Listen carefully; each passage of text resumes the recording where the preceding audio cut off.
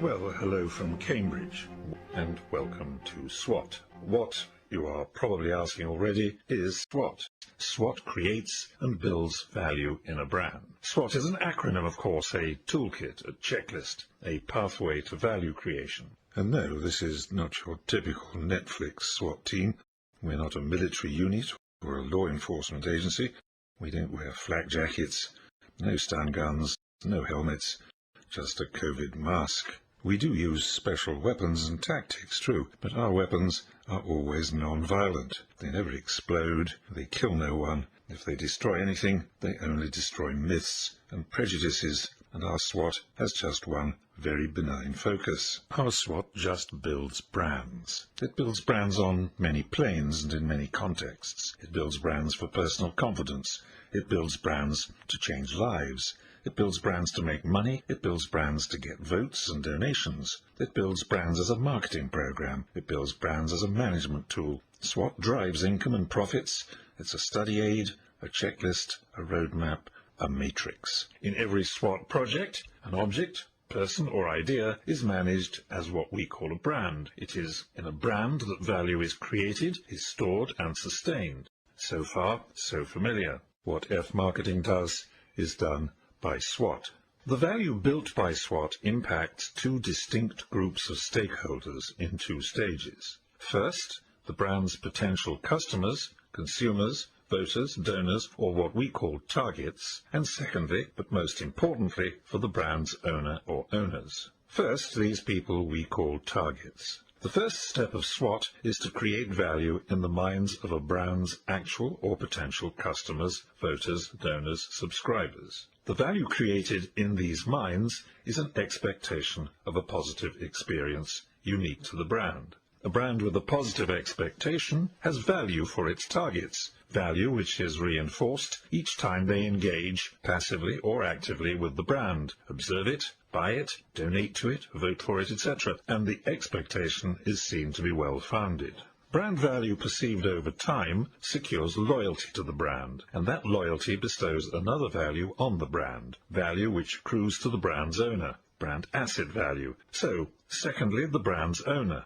As its targets climb a multi-runged loyalty ladder, a brand acquires asset value. It morphs into an asset, which, like any asset, can be used, exploited, bought and sold by its owner. So the asset value bestowed on the brand by target loyalty belongs to the brand's owner. How does that work out in practice? How does the asset value of a brand accrue to a brand's owner? Let's take a commercial brand as an example, a supermarket brand sold globally by an American corporation, Procter & Gamble or P&G. From first acquaintance, a positive expectation can influence a target's choice of a brand over competing offerings. There's an old saying in commerce, people buy products, but they choose brands. I originally tried Head & Shoulders shampoo in 1964.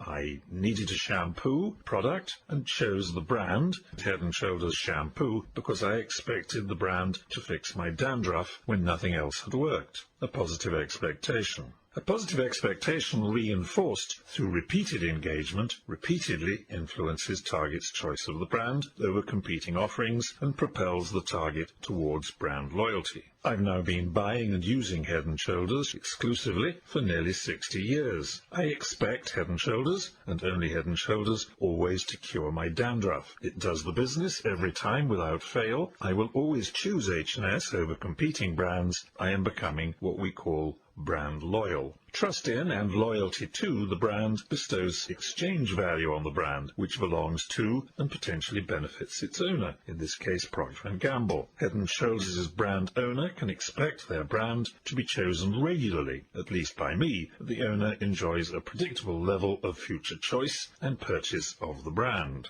This expectation of future revenue, profits, votes, donations, etc., bestows sustainable value on the brand as an asset which benefits its owner. Assets can be bought, assets can be sold, assets can be exchanged. Brand assets are no exception. The asset value of almost any brand can be financial and may be considerable. Head & Shoulders is valued at about $4 billion.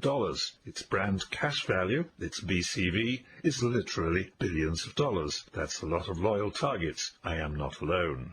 Take another example of value built in a brand, flowing to its owner as asset value. An Apple brand offers an expectation of style, product quality, and innovation. That uniquely positive expectation influences my choice of the brand over competing offerings over and over again. The uniquely positive expectation of the Apple brand, reinforced through repeated engagement, regularly influences my choice of brand Apple over competing offerings. The owner of Apple can therefore expect a sustainable level of future purchases of Apple by me and millions of me, and therefore income and profits, which bestows value on brand Apple. That asset value, we call it brand cash value, or BCV, belongs to its owner. For the owners of Apple, the shareholders in Apple's case, the asset value of the brand is measured at $355 billion in 2020. Well, no, it's not something we can necessarily expect of our chosen brand. Well, not yet. But reliable expectation of a distinct and positive experience gives every brand some asset value its owner.